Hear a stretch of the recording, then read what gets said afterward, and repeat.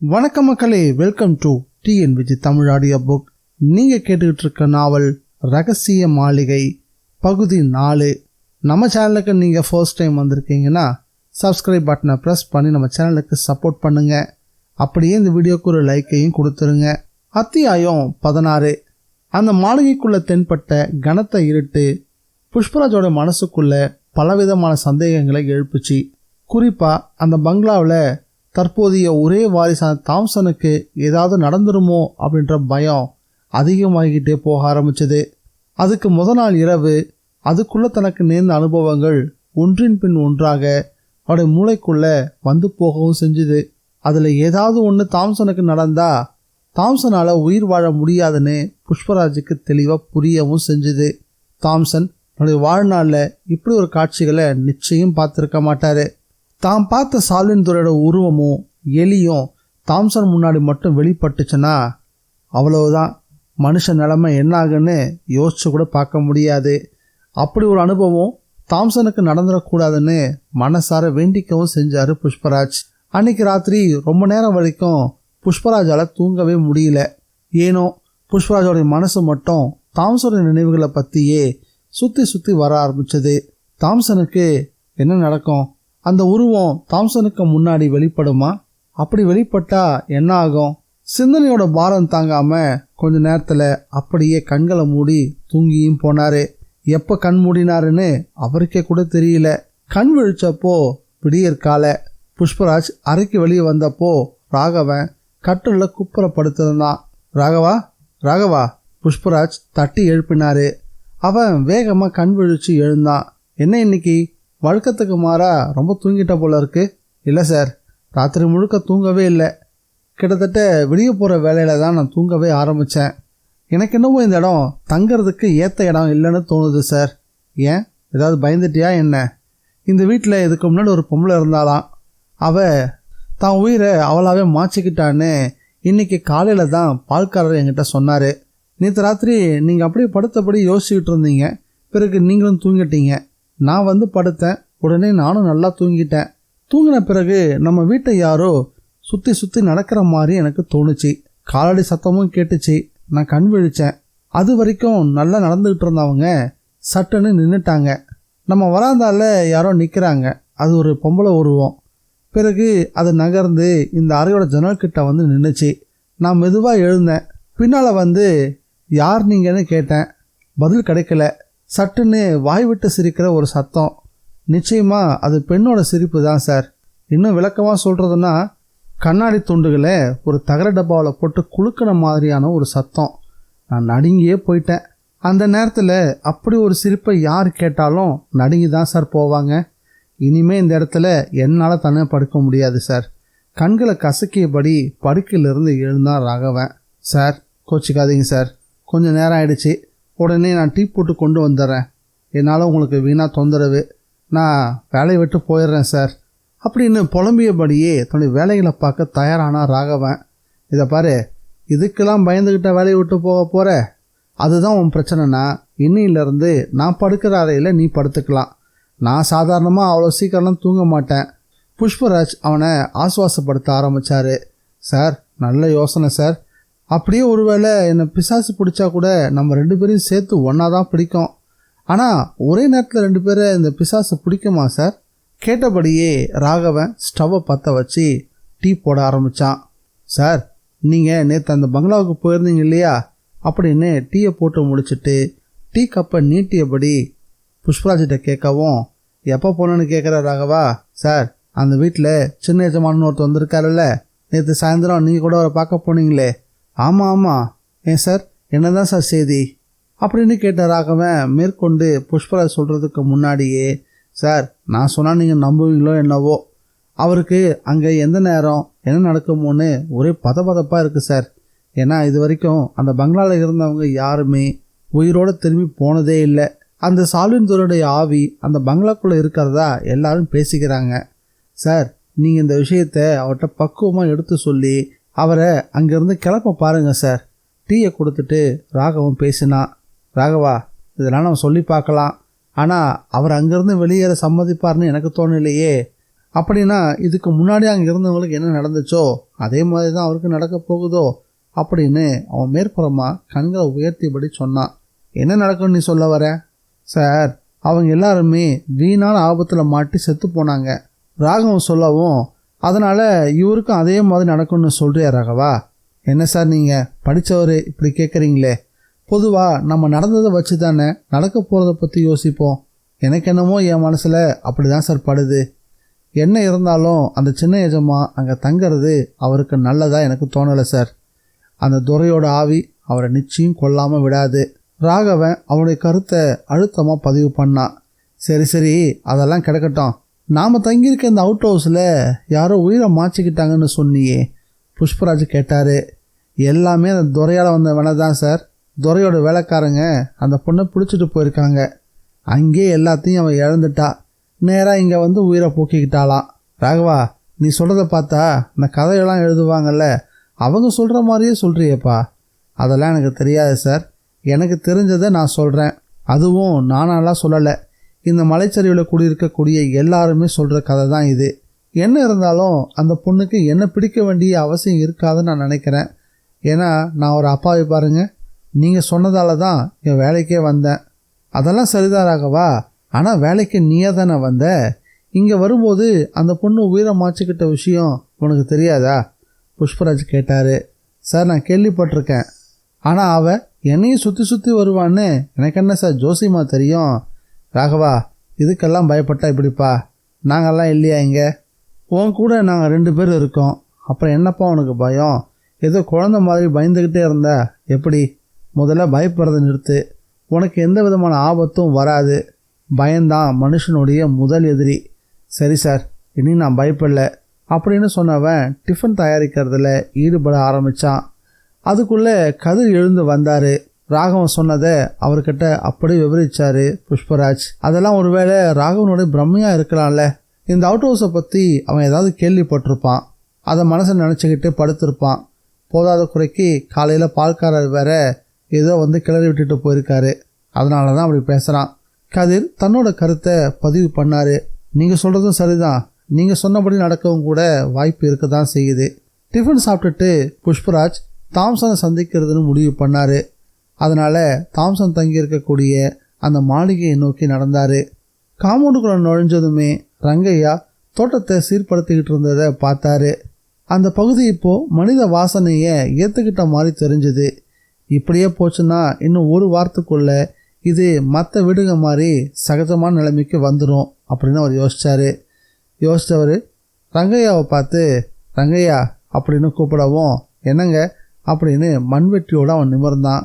முதலாளி எங்கே போயிருக்காரு? குளத்தில் மீன் பிடிக்க போயிருக்காரு. குளமா? அது எங்கே இருக்குது? பக்கத்தில் தாங்க இருக்குது. அதில் மீனும் ஏராளமாக இருக்குது. சின்ன வயசுலேருந்தே குளத்தில் மீன் பிடிக்கிறது தம்பிக்கு ரொம்ப பிடிக்கும். இன்னும் அந்த பழக்கம் அவருக்கு போகவே இல்லை. ஆமாம், எப்போ திரும்பி வருவேன்னு சொல்லிட்டு போனாரா? மதியம் 1 மணிக்கு சாப்பாட்டுக்கு வரலன்னா நான் சாப்பாடு எடுத்துகிட்டு குளத்தங்கரைக்கு போயாகணும். சரி, வழி என்னன்னு சொன்னீங்கன்னா நானே குளத்துக்கு போகிறேனே. அதோ தெரியுது பாருங்க, ஒரு பெரிய பாறை. அதுக்கு கிழக்க தாங்க குளம் இருக்குது. குளத்தோட கரையே அந்த பாறை தான்.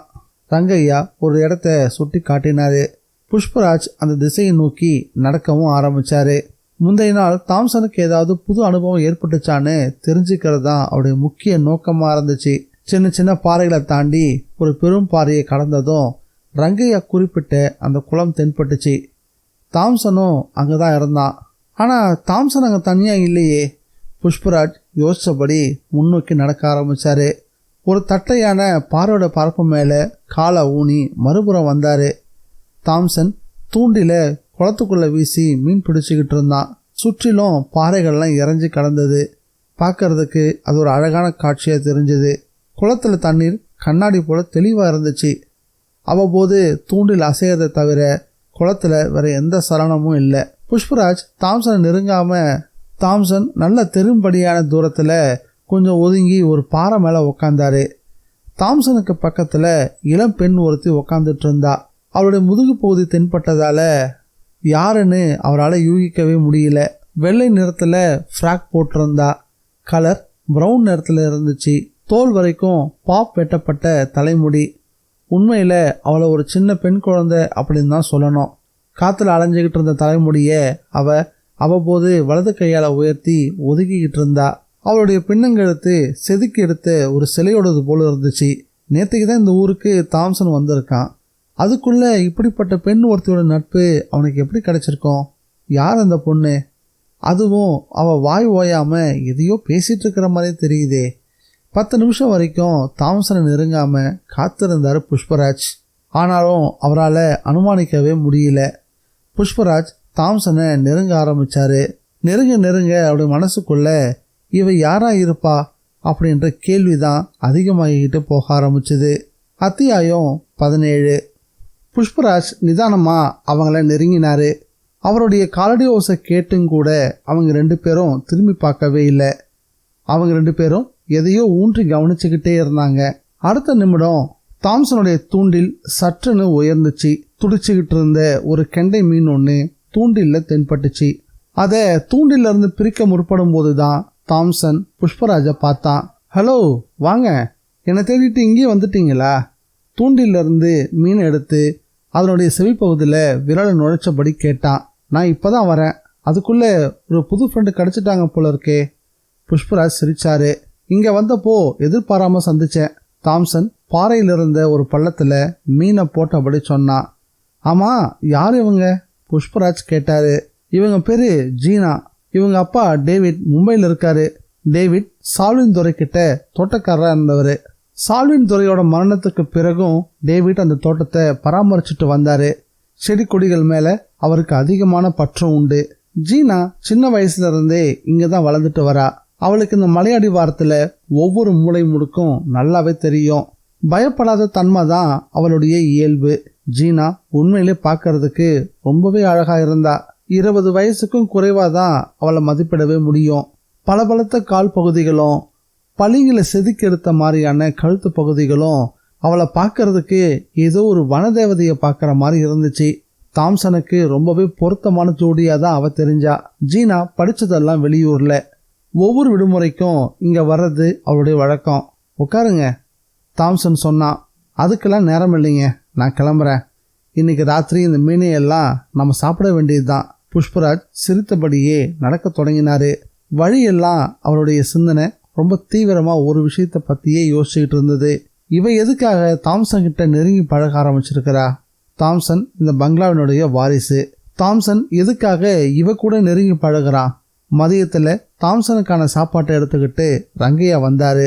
6 பெரிய மீன்களை தாம்சன் அவர்கிட்ட கொடுத்து அனுப்பினான். சாப்பிட்ட பிறகு தாம்சன் கொஞ்ச நேரம் இளைப்பாறினா.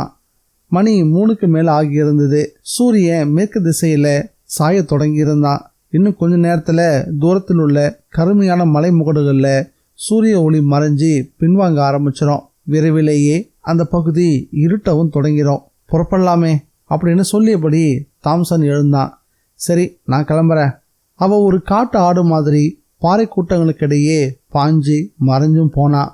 தாம்சன் அதன் பிறகு பிடிச்ச மீன்களை எடுத்துக்கிட்டு அங்கிருந்து புறப்பட்டான். அங்கிருந்து பெரிய ஒரு பாறையினுடைய மறைவை நெருங்கினதும் சட்டன்னு பின்னாடி இருந்து ஒரு குரல் கேட்டுச்சு. யார் அது? தாம்சன் திரும்பி பார்த்தான். அங்கே திடகாத்திரமான மனுஷர் ஒருத்தர் நின்றுட்டு இருந்தாரு. நான் தான். என்ன வேணும் உங்களுக்கு? தாம்சன் திரும்பி நின்று கேட்டான். நீ பார்க்க தைரியமானவனா தான் தெரியுற. இருட்ட ஆரம்பிக்கிற இந்த சமயத்தில் இந்த மலைச்சரிவு மனுஷங்களுக்கானது இல்லை. நீங்கள் சொல்கிறது எனக்கு புரியலையே. தாம்சன் சொன்னான். இதெல்லாம் உனக்கு புரியாது. இந்த பங்களாவோட சொந்தக்காரனான சால்வின் துறையை பற்றி உனக்கு தெரியுமா? தெரியாது. தாம்சன் சொன்னான். அதுக்கு அந்த மனிதர் அவர் இன்னும் சாகலை. இதை கேட்டதும் என்ன பேசுகிறீங்க நீங்கள்? தாம்சன் சொன்னான். உண்மை இதுதான். அந்த நபர் ஒரு மந்திரவாதியும் கூட. நீங்கள் ட்ராகோவை பற்றி கேள்விப்பட்டிருப்பீங்களே, அவரை மாதிரியே இவருக்கும் மரணம் கிடையாது. மற்ற எல்லா உயிரினங்களுக்குள்ளேயும் வாழக்கூடிய வித்தை அவருக்கு தெரியும். இன்னமும் கூட அவர் அப்படியே தான் வாழ்ந்துட்டு இருக்கிறதா எனக்கு தோணுது. நான் சொல்ல வர்றது என்னன்னா, இந்த பங்களாவில் இனிமேல் நீங்கள் ஒரு நிமிஷம் கூட தங்கக்கூடாது. அங்கே எத்தனையோ பேர் இறந்து போயிருக்காங்க. அதனால் ஜாக்கிரதை. அந்த மனிதனுடைய குரலில் ஒரு முரட்டத்தனம் தெரிஞ்சுது. தாம்சனுக்கு என்ன சொல்கிறதுன்னு தெரியல. அவரையே உற்று பார்த்தபடி இருந்தான். நான் சொல்கிறத கேளு. நான் ரொம்ப வருஷமாக இங்கே தான் குடியிருக்கிறேன். மேற்கொண்டு எதுவுமே பேசாமல் உடனே திரும்பி நடக்க தொடங்கினார் அந்த மனிதர். விரைவிலேயே ஒரு நிழல் மாதிரி மறைஞ்சும் போனாரு. தாம்சன் மேலும் குழம்பி போனான். அந்த மனுஷன் எதுக்காக நம்மகிட்ட வந்து பேசணும்? யோசனையில ஆழ்ந்து போக ஆரம்பிச்சான் தாம்சன் அங்கிருந்து நடக்க தொடங்கினதும் இருள் அந்த பகுதியை சூழ்ந்து கொள்ள ஆரம்பிச்சது. தாம்சன் கிட்ட ஒரு டார்ச் லைட் இருந்துச்சு. அந்த மாளிகைக்கு வந்து சேரும் போதெல்லாம் மணி 7க்கு மேல ஆகிருச்சு. புதிதாக ஏற்பாடு செய்யப்பட்டிருந்த சமயக்காரர் வந்து சேர்ந்திருந்தாரு. ரங்கையா தான் அவரை சிபாரிசு செஞ்சு அழைச்சிட்டு வந்தாரு. புது சமயக்காரர் சமையல் வேலையில ரொம்ப தீவிரமா ஈடுபட்டிருந்தாரு. இரவு 9 மணி வரைக்கும் தாம்சன் புத்தகம் படிச்சுக்கிட்டு இருந்தான். சமயக்காரர் வந்து அவனை சாப்பிட கூப்பிட்டாரு. டைனிங் ஹாலில் சாப்பாடு தயாரா இருந்துச்சு. பருமனான மெழுகுவத்திகள் 4 டைனிங் டேபிள் மேல பொருத்தப்பட்டிருந்தது. அதிலிருந்து வந்த ஒளி அந்த டேபிளையே நிறைச்சிக்கிட்டு இருந்தது. மீனை துண்டு போடாம சுத்தப்படுத்தி அப்படியே வறுத்து வச்சிருந்தாரு அந்த சமயக்காரர். ரொட்டியும் புறாக்கறியும் கூடவே விஸ்கி பாட்டிலும் டைனிங் டேபிள்ல தயாரா அடுக்கி வைக்கப்பட்டிருந்தது. தாம்சன் கொஞ்சம் விஸ்கியை கிளாஸ்ல ஊத்திக்கிட்டு முதல்ல குடிச்சான். பிறகு வறுத்த மீன் பக்கம் திரும்பினான். அப்போ சன்னமான சத்தம் எழுந்ததால தாம்சன் சட்டுன்னு தலையை உயர்த்தி பார்த்தான். டைனிங் டேபிளுடைய மேற்புறம் இருந்த அலங்கார விளக்கு சங்கிலி மற்ற சங்கிலிகளோட மோதியதால தான் சத்தம் எழுந்துச்சு. விளக்கு ஆசையை என்ன காரணம் அப்படின்னு தெரிஞ்சுக்க தாம்சன் விரும்பினான். தொங்கிக்கிட்டு இருந்த சங்கிலி வழியா ஒரு பெரிய எலி ஒன்று இறங்கி வந்துகிட்டு இருந்தது. சட்டுன்னு அது டேபிள் மேல தாவிச்சு.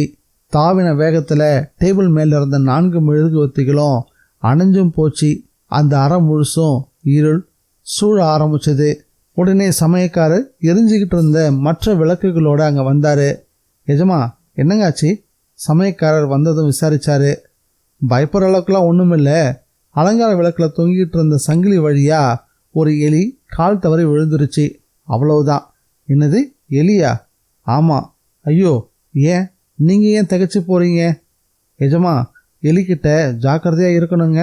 எதுக்காக? இந்த பங்களாவில் நம்ம ரொம்பவும் பயப்பட வேண்டியது எலிங்களுக்கு தான். என்னங்க நீங்க என்னமோ புதிரெலாம் போடுறீங்க? ஐயோ, அதை நான் என் வாயால் சொல்ல மாட்டேன். பரவாயில்ல, சொல்லுங்க, தாம்சன் கேட்டான். ஆனால் அந்த சமயக்காரர் தயங்கினாரு. இல்லை, நான் சொல்ல மாட்டேன். அதே சமயம் யாரோ வெளிக்கதவை தட்டக்கூடிய சத்தமும் கேட்டுச்சு. வேகமாக போன சமயக்காரர் கதவு திறந்தாரு. ஆனால் சமயக்காரருக்கு வந்தவர் அடையாளம் தெரியல. யார் நீங்க அப்படின்னு வந்தவரை கேட்கவும், நான் தான் அப்படின்னு புஷ்பராஜோட குரல் வெளியிலிருந்து கேட்டுச்சு. உடனே உள்ள இருந்த தாம்சன், வாங்க சார் வாங்க அப்படின்னு புஷ்பராஜை உள்ள வருமாறு கூப்பிட்டாரு. புஷ்பராஜ் உள்ள வந்ததும், குளத்து மீன் சாப்பிட்றீங்களா? இல்லை வேண்டாம், நான் இப்போதான் சாப்பாடு சாப்பிட்டுட்டு வரேன். என்ன சார் இந்த நேரத்தில்? தாம்சன் கேட்டான். ஒன்றும் இல்லை, சும்மா வாக்கிங் போகிற மாதிரி நடக்கலான்னு தான் வந்தேன். இன்னைக்கு சுவாரஸ்யமான சம்பவம் ஒன்று நடந்துச்சு அப்படின்னு தொடங்கின தாம்சன் மாலையில் தங்கிட்ட பேசினவரை பற்றி விவரமாக சொன்னான். புஷ்பராஜ் மௌனமாக கேட்டுக்கிட்டு இருந்தாரு. தாம்சன் சொல்லி முடிச்சதும், நீங்கள் பயப்படாதீங்க, நான் இதுக்கு ஒரு ஏற்பாடு பண்ணிட்டு வரேன் அப்படின்னு சொன்னவர் வேகமாக அங்கேருந்து வெளியேறவும் செஞ்சார். அங்கேருந்து வெளியேறின புஷ்பராஜ் ஒற்றையடி பாதை வழியாக வேகமாக நடக்க ஆரம்பித்தார். கொஞ்சம் தூரம் போனதும் ஏதோ யோசித்த புஷ்பராஜ் சட்டுன்னு நின்னாரு. தனக்கு முன்னாடி யாரும் நடந்து போகிற மாதிரி புஷ்பராஜுக்கு தோணுச்சு. கையில் இருந்த டார்ச் லைட்டை எரிய விட்டாரு. கருமையான உருவம் ஒன்று அவரோட எதிரில் நின்றுட்டு இருந்தது. யார் நீங்க? புஷ்பராஜ் கேட்டாரு. அந்த உருவம் சட்டுன்னு நின்று அவரை நோக்கி திரும்பினதும் புஷ்பராஜை பார்த்து, நீ தான் இந்த இடத்துக்கு புதுசாக குடி வந்திருக்கிறவன் இல்லையா? ஆமாம், உண்மைதான். கொஞ்ச நேரத்துக்கு முன்னாடி கூட நான் உன்னை எச்சரிக்கை செஞ்சேன். அந்த உருவம் சொல்லவும், நீங்கள் என்ன சொல்கிறீங்க? புஷ்பராஜ் புரியாதவரை கேட்டார். நான் சொன்னதெல்லாம் ஞாபகத்தில் இருந்தால் சரி.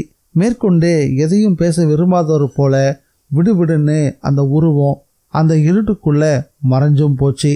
அத்தியாயம் 18. கருமையாக தட்டுப்பட்ட அந்த உருவம் யாரு?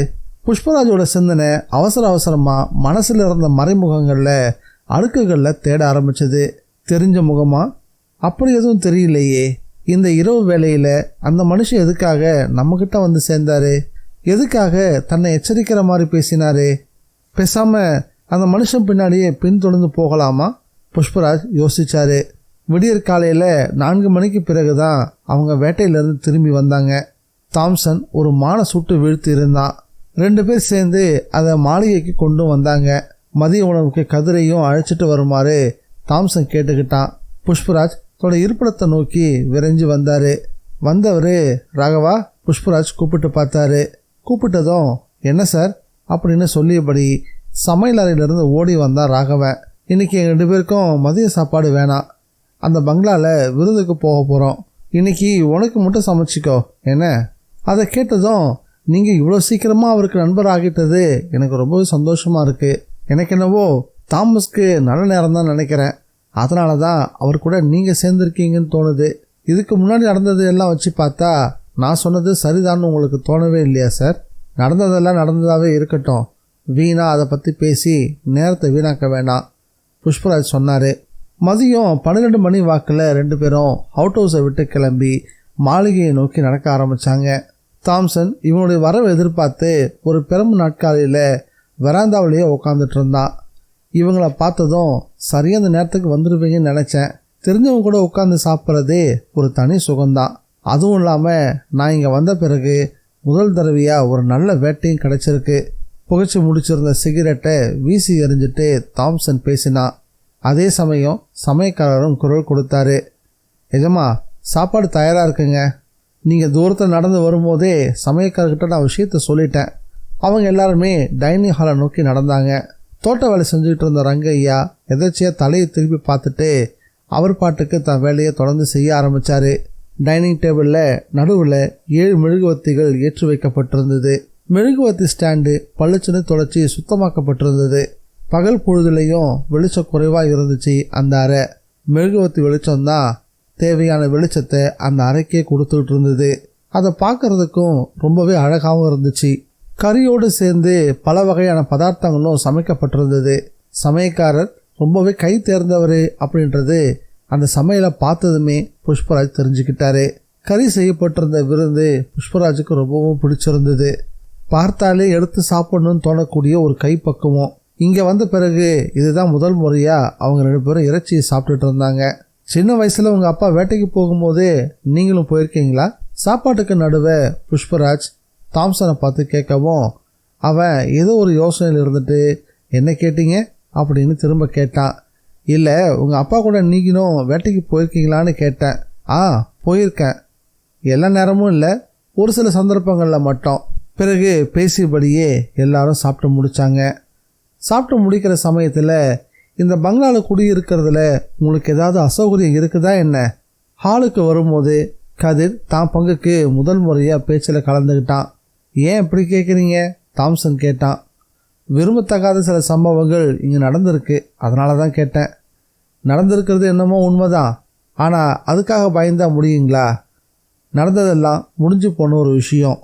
நான் அதையும் நினச்சிக்கிட்டு வருத்தப்பட்டுக்கிட்டு இருந்தா என்ன பிரயோஜனம் சொல்லுங்கள்? சிகரெட் ஒன்றை எடுத்து பற்ற வச்சபடி தாம்சன் சொன்னான்.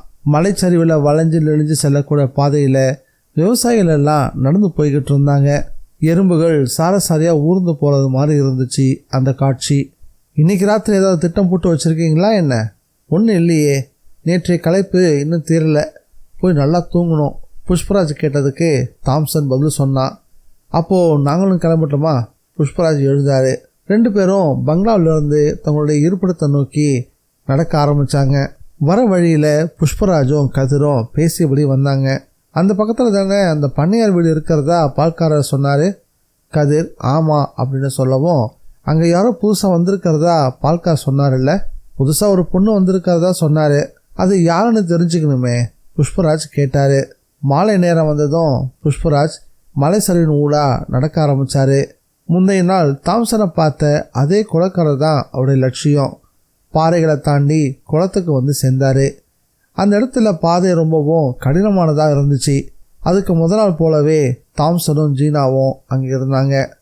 தாம்சன் வழக்கம் போல் மீன் பிடிச்சிக்கிட்டு இருந்தான். ஜீனா அவன் தோளில் கை வச்சபடி பேசிக்கிட்டு இருந்தா. அவங்களுடைய நட்பு முன்ன காட்டிலும் இப்போ நெருக்கமாயிருச்சுன்னு பார்த்ததுமே புஷ்பராஜ் புரிஞ்சுக்கிட்டாரு. 15 வருஷங்கள் கடந்திருந்தாலும் இன்னும் அந்த நட்பு தொடர்றது அவருக்கு ரொம்ப ஆச்சரியமாக இருந்துச்சு. பூட்ஸோட சத்தம் கேட்கவும் திரும்பி பார்த்த தாம்சன் புஷ்பராஜை பார்த்துட்டு, ஓ நீங்கள் தானா அப்படின்னு கேட்டான்.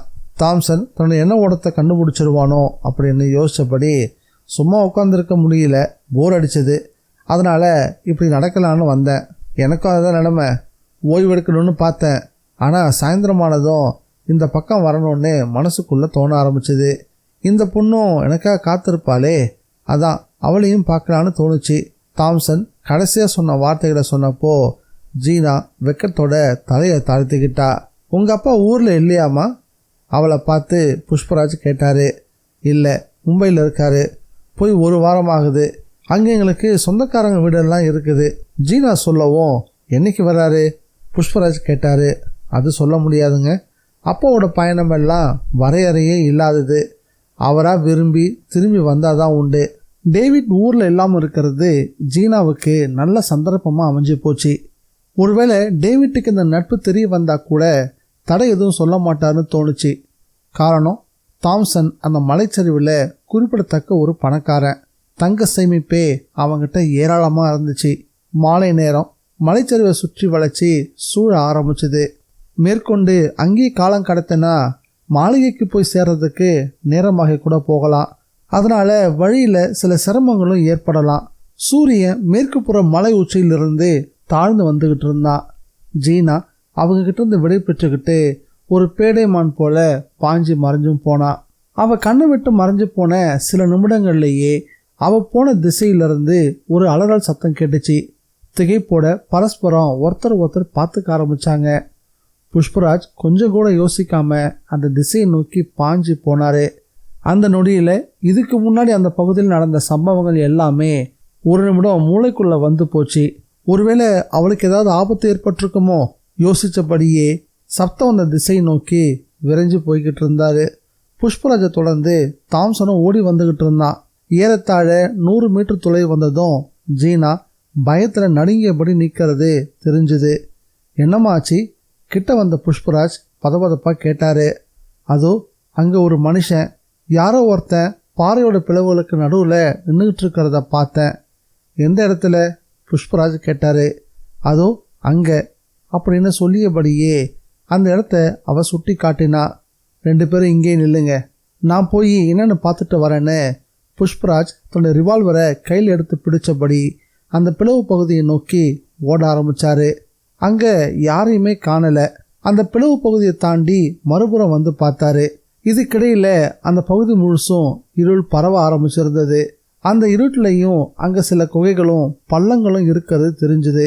அந்த பகுதியில் அந்த சூழ்நிலையில் யாரையும் தேடி கண்டுபிடிக்கிறது அவ்வளோ சுலபம் இல்லைன்னு புஷ்பராஜுக்கு தோணுச்சு. அதனால் ஏமாற்றத்தோட ஜீனாவும் தாம்சனும் இருந்த இடத்துக்கு திரும்பி வந்தார். வந்ததும் தாம்சன் கேட்டான், யாராவது இருந்தாங்களா? இல்லை, அந்த பக்கத்தில் ரொம்பவும் இருட்டாக இருக்குது. புஷ்பராஜ் பதில் சொன்னார். எனக்கு தெரிஞ்சு நாம் நேற்று பார்த்த அதே உருவமாக தான் இருக்கணும்னு நினைக்கிறேன். தாம்சன் சொன்னான். அந்த உருவம் யாராக இருக்கும்? பழைய பல்லவியையே அவர் திரும்பவும் பாடினார். நம்ம இந்த இடத்துல இதுக்குமா நிற்கிறது சரியில்லைன்னு தோணுது. ஜீனாவோட தோலை தட்டியபடியே தாம்சன் சொன்னான். மிஸ்டர் தாம்சன், நீங்கள் ஜீனாவை பத்திரமா அவளை வீட்டில் கொண்டு போய் விடுங்க, புஷ்பராஜ் சொன்னார். தாம்சன் அவளோட நடக்க ஆரம்பித்தான். புஷ்பராஜ் அவுட் ஹவுஸை நோக்கி நடக்க ஆரம்பித்தார். வாசல் கதவை நெருங்கும் போதே உள்ளே யாரோ பேசக்கூடிய குரல் சத்தம் அவருக்கு கேட்டுச்சு. புஷ்பராஜ் தயங்காமல் அறைக்குள்ள வேகமாக நுழைஞ்சார். கதிரும் மோகினியும் எதிரெதிராக உட்காந்து பேசிக்கிட்டு இருந்தாங்க. உள்ளே நுழைஞ்சதும் புஷ்பராஜ் மோகினியை பார்த்துட்டு, யாரு மோகினியா அப்படின்னு கேட்கவும் அவள் உடனே இருக்கையை விட்டு எழுந்தா. எப்பமா வந்த? நேற்று வந்தேன். இந்த இடம் எப்படி உனக்கு தெரிஞ்சுது? நாங்கள் இங்கே இருக்கோன்னு உனக்கு எப்படி தெரியும்? அதுவா சார், சீஃப் கிட்ட தான் விசாரித்தேன், அவர் தான் சொல்லி அனுப்பி வச்சாரு அப்படின்னு தலைமுடியை ஒதுக்கியபடியே மோகினி பேசினா. வேறு ஒரு முக்கியமான விஷயத்தையும் சொல்லி அனுப்பினார் சார். கதிர் உடனே போய் அவரை சந்திக்கணுமா. மோகினி புஷ்பராஜ் கூட பணிபுரியக்கூடிய சக தோழி. எத்தனையோ வழக்குகளில் அவருக்கு உதவி செஞ்சுருக்கா. ஆபத்தான கட்டங்களில் கூட அவரோட உறுதுணையாக இருந்திருக்கா. அவங்களுக்கிடையே இருக்கக்கூடிய உறவு எப்படிப்பட்டதுன்னு இன்னும் அவங்களுக்கே விளங்கலை. அப்படின்னா நான் உடனே கிளம்புறேன். உங்களுக்கு இன்னொரு கம்பெனி கிடைச்சாச்சு. ஒருவேளை ராகவனே போயிட்டா கூட உங்கள் சாப்பாட்டுக்கு பிரச்சனையே இல்லை. நான் ஏன் சொல்கிறேன்னு உங்களுக்கு புரியுதா? உங்கள் கூட இருக்க போகிறது டாக்டர் மோகினியாச்சே, கதிர் சிரித்தபடி சொன்னார். புகழ்பெற்ற சயின்டிஸ்டான விஜயதேவுடைய சகோதரி மக தான் இந்த டாக்டர் மோகினி. சயின்டிஸ்ட் விஜயதேவையும் அவருடைய விஞ்ஞான கண்டுபிடிப்பையும் பயங்கரமான கூட்டம் ஒன்று ஒரு தடவை கடத்திட்டு போயிருச்சு. அவர் கண்டுபிடிச்சிருந்த ஃபார்முலாவையும் அவரையும் மீட்டு கொண்டு வந்ததே நம்ம புஷ்பராஜ் தான். வழக்கம் போல புஷ்பராஜுக்கு அதுலேயும் பலமான ஒரு வெற்றி. கதிர் அன்னைக்கு மாலையே புறப்பட்டாரு. கதிர் அன்னைக்கு புறப்பட்டு போனதும், ராகவா, நான் வர வரைக்கும் நீ தூங்கக்கூடாது. புஷ்பராஜ் உடைய மாற்றியபடி சொன்னாரு. ஆமா, நீங்க எங்க போறீங்க? மோகினி கேட்டா. நான் அந்த மலையாடி வாரம் வரைக்கும் போக வேண்டியதா இருக்கு. ஒரு வேட்டை ஒன்று பாக்கி இருக்கு, அதை முடிச்சுட்டு வரேன் அப்படின்னு வேட்டை துப்பாக்கியை கையில் எடுத்தபடி சொன்னாரு. புஷ்பராஜ் அந்த குளக்கரைக்கு வந்தாரு. அவரு அன்னைக்கு கருப்பு உடையில தான் அங்க வந்திருந்தாரு. இருட்டில் அந்த நிறத்துல யாராலும் அவரை சுலபமா கண்டுபிடிக்கவே முடியாது. அந்த குளத்தோட கரையில பெரிய பாறை ஒண்ணுக்கு பின்னாடி அவரு மறைஞ்சு காத்துக்கிட்டு இருந்தாரு. அத்தியாயம் 19. புஷ்பராஜ் தன்னுடைய வாட்சை பார்த்தாரு. எலக்ட்ரானிக்ஸ் வாட்ச் மணி 12 அப்படின்னு தெளிவா காட்டுச்சு. அவருடைய பார்வை ஜீனா குறிப்பிட்ட அந்த பாறை பிளவுக்கு மேலதான் பதிஞ்சிருந்தது. அந்த பகுதி முழுசும் கூறு இருட்டு. பாறையோடு பாறையா ஒட்டியபடி அசையாம கூட புஷ்பராஜ் அப்படி நின்றுட்டு இருந்தாரு. அந்த திசையில இருந்து ஏதாவது சத்தம் வருதா அப்படின்னு அவருடைய காதுகள் கூர்மையா கவனிச்சுக்கிட்டே இருந்தது. மறுமுன்னாடி அந்த பிளவுல ஒரு வெளிச்சம் தெரிஞ்சது. அது ஒரு சிகார் லைட்டோடைய வெளிச்சம். கொஞ்ச நேரத்துல சிகார் லைட்டோட நெருப்பு ஒரு சிகரெட்டை பத்த வச்சுது. அந்த சிகரெட்ல பற்றி இருந்த நெருப்பு அவருடைய வேலையை ரொம்ப சுலபமாக்கிருச்சு. அந்த நபர் எந்த திசையில நகர்றாங்க அப்படின்றத சுலபமா அவரால் கணிக்க முடிஞ்சது. அந்த வெளிச்சம் பிளவுல வெளியேறி கிழக்கு புறமா நகர ஆரம்பிச்சது. ஆகாயத்திலிருந்து ஒரு மேகம் சட்டுன்னு இடம் பெயர்ந்த மாதிரி இருளோட தன்மை குறைஞ்சது. குளத்தினுடைய மேற்பரப்புல அந்த நிழல் நகர்றத அவர் கவனிச்சாரு. நட்சத்திரங்களுடைய மங்கலான வெளிச்சம் அங்க பரவி இருந்தது. இப்போ யாரோ ஒருத்தர் நடக்கிறது புஷ்பராஜ் கண்களுக்கு தெளிவா தெரிஞ்சது. கிழக்கு திசையில நகர்ந்த அந்த உருவம் குளத்தை ஒரு முறை வலம் வந்து புஷ்பராஜ் நின்றுட்டு இருந்த இடத்தை நோக்கி வந்துச்சு. அந்த உருவம் தன்னை நோக்கி வர்றத புஷ்பராஜ் புரிஞ்சுக்கிட்டாரு. அந்த உருவம் ரொம்ப சமீபத்தில் வந்துருச்சு, அப்படியே நில்லுங்க. அந்த உருவம் நெருங்கி வந்ததும் புஷ்பராஜ் கட்டளை இடுற மாதிரியான குரல்ல சொன்னாரு. உடனே டார்ச் லைட்டையும் அதை நோக்கி எரிய விட்டாரு. உடல் முழுசும் கருப்பு உடையால போர்த்திருக்கக்கூடிய ஒரு மனிதன். தலைவரைக்கும் மூடப்பட்டிருந்த கருப்பு கம்பளியில கண்களுக்கு மட்டும் 2 துளைகள் தெரிஞ்சது. இருந்தாலும் ஆள் யாருன்னு அவருக்கு தெரியல. புஷ்பராஜ் துப்பாக்கிய அந்த நபருக்கு நேரம் நீட்டியபடி, யார் நீ அப்படின்னு கேட்டாரு. நான் நீங்க தேடி வந்த ஆள் இல்லை. ஆமா, நீங்க எதுக்காக வந்திருக்கீங்க? அந்த உருவம் அவர்கிட்ட எதிர்கேள்வி கேட்டுச்சு. நானா இந்த பகுதியில் கொஞ்சம் நிலம் வாங்கணும்னு விரும்புகிறேன், அதுக்காக இடம் பார்க்க வந்திருக்கேன். புஷ்பராஜ் சொன்னார். ஓஹோ அப்படியா, நான் இங்கே பாறைகளுக்கு நடுவில் வாழக்கூடியவன். புகைச்சிக்கிட்டு இருந்த அந்த சிகரெட் துண்டை குளத்து பக்கம் வீசியபடி பதில் சொல்லிச்சு அந்த உருவம். எதுக்காக இங்கே குடியிருக்கீங்க? புஷ்பராஜ் கேட்டார். உங்களுடைய எல்லா கேள்விகளுக்கும் நான் பதில் சொல்கிறேன். நாம் இங்கே நின்று பேசாமல் என்னோட குகைக்கு போயிடலாமா? அந்த உருவம் அவரை அழைச்சிது. தன்னை அதனோட இருப்பிடத்துக்கு அழைக்கிறதுல ஏதோ ஒரு திட்டம் இருக்குன்னு புஷ்பராஜுக்கு முதல்ல தோணுச்சு. அப்படியே இருந்தாலும் இதை விட இன்னும் எத்தனையோ மோசமான சந்தர்ப்பங்களில் ரொம்ப வெற்றிகரமாக செயல்பட்டிருக்காரு புஷ்பராஜ். அதனால இந்த வாய்ப்பை விட்டுடக்கூடாதுன்னு நினைச்சாரு. அந்த உருவம் கேட்டுக்கிட்டபடியே அந்த உருவத்தை பின்பற்றி நடக்க தொடங்கினாரு. முன்னால் போய்கிட்டு இருந்த உருவம் எங்கெங்க கால்களை பதிச்சதோ கவனமா அதே பாதையில அதே சுவட்டிலேயே பாதத்தை பதிச்சபடி நடந்தாரு புஷ்பராஜ். அவங்க 2 பேரும் ஒரு குகையுடைய முகப்பை அடைஞ்சாங்க. இங்கே தான் நான் தங்கியிருக்கேன். இதுக்குள்ளே நுழையும் போதே தலை குனிஞ்சு வரணும். நுழைவு வாசல் கொஞ்சம் குறுகலானது, உயரமும் கம்மி. உள்ளே போயிட்டா நல்ல விசாலமாக இருக்கும். நான் இங்கே ரொம்பவும் சௌகரியமாக தான் இருக்கேன். சொல்லியபடியே அந்த உருவம் உள்ளே நுழைஞ்சது. புஷ்பராஜும் அந்த உருவத்தை பின்தொடர்ந்தாரு. குகைக்குள்ள எண்ணெய் விளக்கு ஒன்று எரிஞ்சுக்கிட்டு இருந்தது. அந்த குறைவான வெளிச்சத்தில் அங்கிருந்த பொருட்கள்லாம் ஓரளவுக்கு அவரால் தெளிவாக பார்க்க முடிஞ்சுது. ஒரு படுக்கை, ஒரு பெட்டி, ஒரு சூட்கேஸ், பிறகு சாப்பாட்டுக்கான பொருட்கள், ஒரு ஸ்டவ்வு ஆகிய பொருட்கள்லாம் ஓரமாக ஒதுக்கி வைக்கப்பட்டிருந்தது. உங்களோட சமையலெல்லாம் இதுக்குள்ளதானா? புஷ்பராஜ் கேட்டார். ஆமாம், சமைக்கிறதுக்கான பொருட்களை எப்படி வாங்குறீங்க? அது ஒரு தம்பி வாங்கிட்டு வந்து தருவான். ஆனால் இந்த கொடுக்கல் வாங்கலாம் இந்த இடத்துல நடக்காது. இங்கேருந்து கொஞ்சம் தொலைவில் தான் நடக்கும். அந்த தம்பிக்கு இந்த இடம் தெரியாது. ஆமாம், நீங்கள் அந்த அவுட் ஹவுஸில் தானே இருக்கீங்க. அவருக்கு அது எப்படி தெரியும்னு புஷ்பராஜ் ரொம்பவே ஆச்சரியப்பட்டார். இருந்தாலும் வியப்பை வெளிக்காட்டிக்காமல் இருந்தார். நீங்கள் வந்த செய்தியும் எனக்கு தெரியும். இந்த மலைச்சரிவில் நடக்கக்கூடிய ஒவ்வொரு சம்பவத்தையும் நான் உடனே தெரிஞ்சுக்குவேன். அந்த உருவம் பதில் சொன்னதும் இந்த மனுஷன் சாதாரணமானவன் கிடையாதுன்னு புஷ்பராஜ் யோசிச்சாரு. தன்னை விட அதிகமான தகவல்கள் இந்த ஆளுக்கு தெரிஞ்சிருக்கு. இந்த மனுஷன் எதுக்காக இப்படி மறைஞ்சு வாழ்கிறான்றது தான் அவருக்கு புரியவே இல்லை. நீங்கள் எதுக்காக இந்த மாதிரி மறைஞ்சு வாழணும்? புஷ்பராஜ் கேட்டார். என்கிட்ட அதை மட்டும் கேட்காதீங்க. அதை நான் சொல்லிட்டா அதன் பிறகு இந்த பகுதியில் நீங்கள் இருக்க மாட்டீங்க. நான் இங்கே வந்து 1 வாரம் ஆகுது. அந்த மனிதர் சிகரெட் ஒன்றை பற்ற வச்சபடி சொன்னார். அப்போவும் அந்த மனிதர் தன்னுடைய கருப்பு உடைய உடம்பிலிருந்து அகற்றவே இல்லை.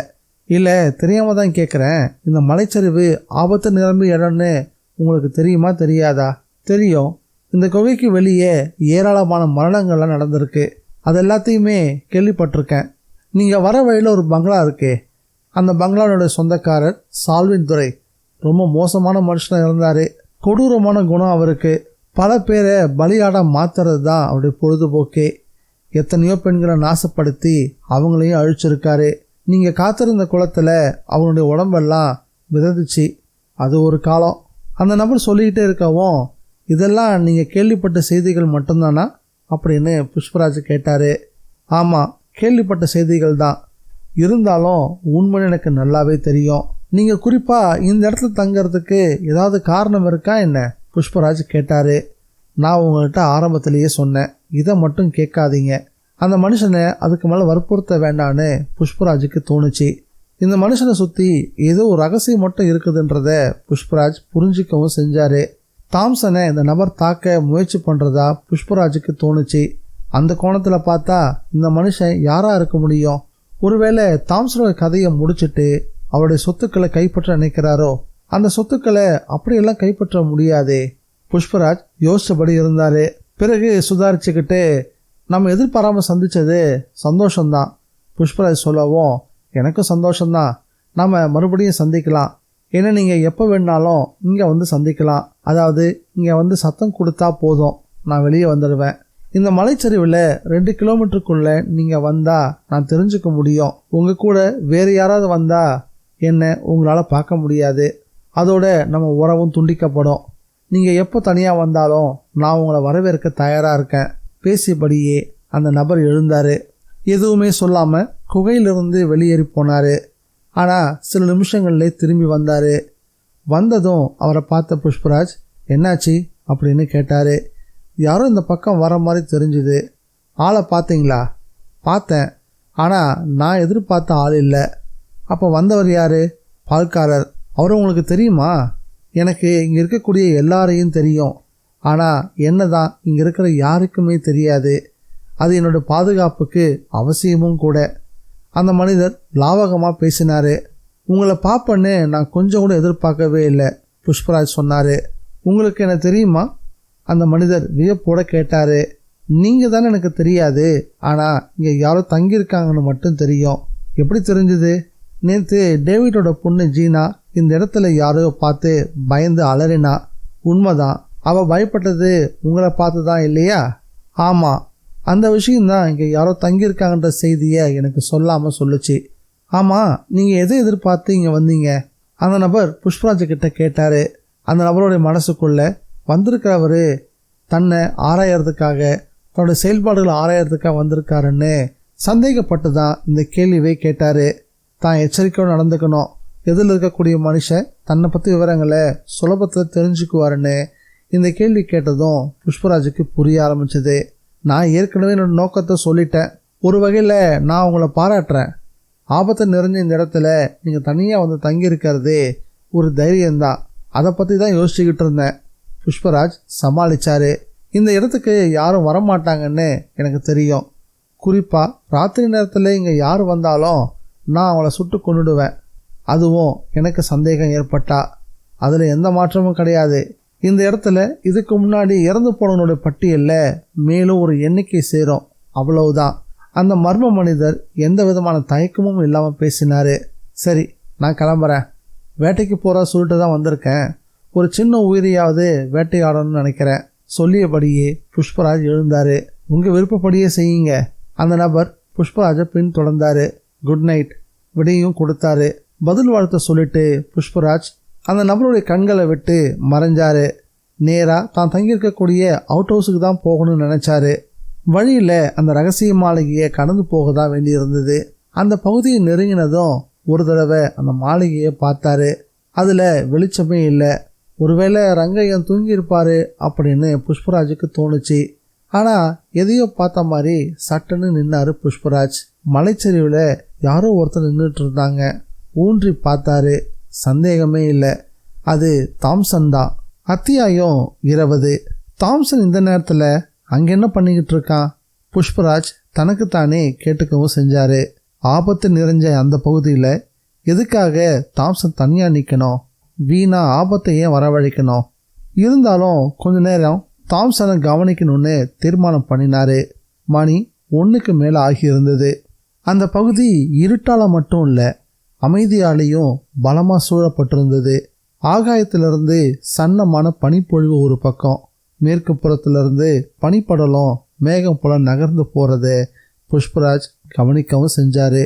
கொஞ்ச நேரத்துக்குள்ளே அந்த மலை பிராந்தியமே பனியால் சூழ்ந்துக்கும் அப்படின்னு அவருக்கு தோண ஆரம்பிச்சது. அப்படி ஏதாவது நிகழ்ந்துட்டா தாம்சனுக்கு ஆபத்து ஏற்படக்கூட வாய்ப்பு இருக்குது.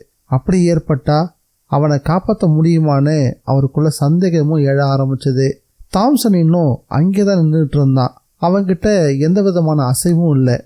ஒரு கற்சிலை மாதிரி ஒரே இடத்துல நின்றுட்டு இருந்தான். தாம்சன் தன்னோட பார்வையிலே இருக்கும்படியா ஒரு இடத்துல மறைஞ்சு நின்று அவனையே உற்று கவனிச்சுக்கிட்டு இருந்தாரு. மணி 1:20. நிமிடங்கள் விரைவாக கடந்து போய்கிட்டு இருந்தது. நட்சத்திரங்களுடைய ஒளி மட்டும் அந்த மலையடிவாரத்தில் விழுந்துகிட்டு இருந்தது. தெளிவற்ற அந்த மங்கலான வெளிச்சத்தில் யாரோ ஒருத்தர் நடந்து வர்றது போல புஷ்பராஜுக்கு தோணுச்சு. கொஞ்சம் தொலைவில் ஒரு புள்ளி மாதிரி தெரிஞ்ச அந்த உருவம் மெதுவாக நெருங்கி வந்துகிட்டு இருந்தது. அந்த உருவம் தாம்சனை நோக்கி நகர்ந்து போகிறதா புஷ்பராஜுக்கு தோண செஞ்சது. ஆனால் தாம்சன் அதை உணர்ற மாதிரியே தெரியல. அந்த உருவம் ஏறத்தாழ பாதி வடிவம் தெரிய தொடங்கிய நிலையில் புஷ்பராஜ் தாம் மறைஞ்சிருந்த இடத்துலேருந்து வெளியே வந்தார். அந்த உருவம் திரும்ப நின்றுச்சு. தாம்சனோட கையில் ரிவால்வர் இருக்கிறத புஷ்பராஜ் கவனிச்சார். தனக்கு எதிரில் இருக்கிறது புஷ்பராஜன் தெரிஞ்சதும், ஓ நீங்கள் தானா அப்படின்னு சொல்லியபடியே தாம்சன் ரிவால்வரை பாக்கெட்டில் போட்டுக்கிட்டான். என்ன இந்த நேரத்தில்? தாம்சன் கேட்டான். நான் வேட்டையாடலான்னு வந்தேன். யாரோ நின்றுட்டுருக்கிற மாதிரி தெரிஞ்சுது. பக்கத்தில் வந்த பிறகு தான் அது நீன்னு தெரிஞ்சது. நான் இந்த பக்கம் வந்தப்போ எனக்கு முன்னாடி யாரோ வர மாதிரி எனக்கு தோணுச்சு. அந்த மர்ம மனிதனால் உங்களுக்கு எதாவது ஆபத்து வந்துடுமோன்னு பயந்து தான் நான் இந்த பக்கமாக வந்தேன்.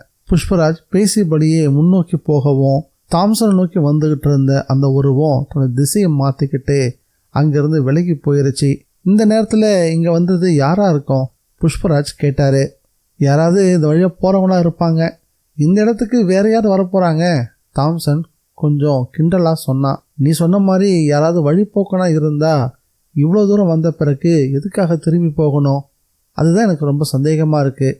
புஷ்பராஜ் தன்னோட கருத்தை அழுத்தமாக பதிவு பண்ணார். எப்படியோ அந்த உருவம் போயிடுச்சுல்ல, தாம்சன் பதில் சொன்னான். இந்த நேரத்தில் நீங்கள் இப்படிலாம் தனியாக நிற்கிறது நல்லதில்லை. புஷ்பராஜ் அவனை எச்சரித்தார்.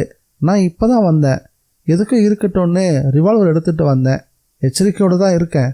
தாம்சனும் விளக்கமாக சொன்னான். சரி, நேராக பங்களாவுக்கு தானே போகிறீங்க? புஷ்பராஜ் கேட்டார். உடனே போயிடணும், பனிமூட்டை வர நெருங்கிட்டுருக்கு சொன்ன தாம்சன் திரும்பி நடக்க தொடங்கினான். பங்களாவுக்கு செல்லக்கூடிய பாதையில் அவன் நடந்து போகிறதையே புஷ்பராஜ் கவனிச்சுட்டு இருந்தார். தாம்சன் பங்களாவை நோக்கி போனதும் புஷ்பராஜ் அங்கேருந்து அவுட் ஹவுஸை நோக்கி வேகமாக நடக்க ஆரம்பித்தார். அங்கேருந்து ஒரு வளைவில் திரும்பினா போதும் அவுட் ஹவுஸை நோக்கி வந்துட முடியும். புஷ்பராஜ் அந்த வளைவில் திரும்பினதும் தனக்கு முன்னாடி யாரோ நிற்கிறது அவருக்கு தெரிஞ்சது. சட்டுன்னு யார் அது அப்படின்னு கேட்டபடியே துப்பாக்கி எடுத்து வெளியே நீட்டினார். நான் தான் ஜீனா. ஓ ஜீனாவா? என்ன இந்த நேரத்தில்? இல்லை, பங்களாவுக்கு தான் போய்கிட்டு இருக்கேன். ஜீனா பதில் சொன்னான்.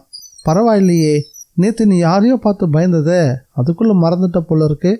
அந்த மாதிரி ஒரு சம்பவம் மறுபடியும் ஏற்படாதுன்னு யாரால சொல்ல முடியும்? ரொம்ப ஜாக்கிரதையாக இருக்கிறது நல்லது. புஷ்பராஜ் அவளை எச்சரித்தார். எனக்கு அந்த பயமெல்லாம் கிடையாது. நான் இந்த பாறைகளுக்கு நடுவே மலைச்சரிவிலேயே வளர்ந்தவ. அதனால் பயப்பட வேண்டிய அவசியம் எனக்கு இல்லை. பதில் சொன்ன ஜீனா, ஆமாம் நீங்கள் எங்கே போயிட்டு வரீங்க? எதிர்கேள்வி கேட்டா. தாம்சன் கிட்ட பேசிட்டு தான் வரேன். அப்படியா? அவர் எங்கே இருக்காரு? பங்களாவுக்கு போயிட்டாரே. ஓஹோ, சரி, நான் அவரை அங்கேயே போய் பார்த்துக்கிறேன். ஆமாம், அந்த பங்களாவுக்கு போகிறதுக்கு உனக்கு பயமா இல்லையா என்ன? புஷ்பராஜ் கேட்டார். எனக்கு எதுக்கு பயம்? அந்த பங்களாவில் ராத்திரி முழுக்க என்னை தனியாக படுத்துக்க சொன்னால் கூட நான் படுத்திருப்பேன். புஷ்பராஜுக்கு அவருடைய பேச்சு கொஞ்சம் புதிராக இருந்துச்சு. ஆமாம், இப்போ போகிறீங்க, உடனே வந்துடுவீங்களா அப்படின்னு கேட்கவும், ஏன் அப்படி கேட்குறீங்க அப்படின்னு கேட்டா. இல்லை, ராத்திரி நேரமாக இருக்கே, தனியாக போயிடுவீங்களான்னு தான் கேட்டேன். அதெல்லாம் போயிடுவேன் அப்படின்னு சொன்ன ஜீனா அவள் பாட்டுக்கு பங்களாவை நோக்கி நடக்க ஆரம்பித்தா. அவருடைய தைரியம் அசட்டு தைரியமா இல்லை வேற ஏதாவதான்னு புஷ்பராஜுக்கு ஒரு வியப்பை ஏற்படுத்துச்சு. கொஞ்சம் கூட பயமே இல்லாமல் அவள் பங்களாவை நோக்கி நடந்து போயிட்டு இருந்தா. அதை பார்த்துட்டு இருந்த புஷ்பராஜ் அவள் கண் பாறையிலிருந்து மறைஞ்சதும் திரும்பி அவுட் ஹவுஸை நோக்கி நடந்தார். புஷ்பராஜ் வீட்டுக்கு வந்தப்போ ராகவன் இன்னும் தூங்காமல் தான் இருந்தான். ஏதோ ஒரு புத்தகத்தை படிச்சுக்கிட்டு இருந்தான். புஷ்பராஜை பார்த்ததும், ஏன் சார், இந்த ராத்திரியில் எங்கே போயிட்டு வரீங்க? சும்மா காற்று வாங்க தான் போயிருந்தேன். இந்த நேரத்தில் அந்த மலைச்சரிவில் அப்படி போகிறது நல்லதில்லை சார், ராகவன் சொன்னான். ராகவா, பயப்படுறதுக்கு இதில் என்ன இருக்குது? இந்த பகுதியில் பாறைகளுக்கு மத்தியில் ஜெயிலிருந்து தப்பிச்சு வந்த யாரோ ஒளிஞ்சிக்கிட்டு இருக்கிறதா பேசிக்கிட்டு இருக்காங்க. ராகவன் சொன்னதும் ஆச்சரியப்பட்டு போன புஷ்பராஜ், நிஜமாவா? ஆமாம், நான் கேள்விப்பட்டது அப்படி தான். ஜெயிலேருந்து தப்பிச்சு வந்து இங்கே பதுங்கிட்டு இருக்காங்களா? ஆமாம் சார், கொலை குற்றத்துக்காக தண்டனை வாங்கினவரான் அவர். 2 வருஷத்துக்கு முன்னாடி ஜெயிலிருந்து தப்பிச்சு வந்துட்டாராம். ஆனால் அந்த நபர் எதுக்காக இங்கே வந்திருக்காருன்னு யாருக்குமே தெரியல. ஒருவேளை இங்கேயும் யாரையாவது பழி வாங்க வந்திருப்பாரோன்னு எனக்கு சந்தேகமாக இருக்குது. என் மனசுக்குள்ளே இன்னொரு சந்தேகமும் இருக்குது அப்படின்னு பேச தயங்கினா. சொல்லு, ஏதோ சொல்ல வர, ஏன் தயங்குற? இல்லை, நான் சொல்கிறது சரியா இல்லைன்னா என்ன பண்ணுறது? சரி தவறுன்றதெல்லாம் அப்புறம், முதல்ல உன் சந்தேகத்தை சொல்லு. எனக்கு அதன் மூலமாக ஏதாவது ஒரு பிடி கிடைக்கலாம் இல்லையா? அதை உங்ககிட்ட ரகசியமாக தான் சார் சொல்லணும். பரவாயில்ல, சொல்லு ராகவா. ராகவனை சொல்ல சொல்லி புஷ்பராஜ் தூண்டிக்கிட்டே இருந்தார். எனக்கு என்னவோ அந்த பங்களாவில் இருக்கக்கூடிய சின்ன எஜமானுடைய கதையை முடிக்கிறதுக்காக அந்த நபர் வந்திருப்பாரோ. ராகவன் தன்னுடைய சந்தேகத்தை சொன்னான். அதை கேட்டதும் புஷ்பராஜ், எதுக்காக தப்பிச்சு வந்த குற்றவாளி தாம்சனை கொல்லணும்? அதெல்லாம் எனக்கு தெரியாது சார், அந்த பால்காரர் தான் அப்படி சொல்கிறாரு. சாதாரணமாக அவர் சொல்கிற விஷயம் தப்பாக இருக்கிறதே இல்லை.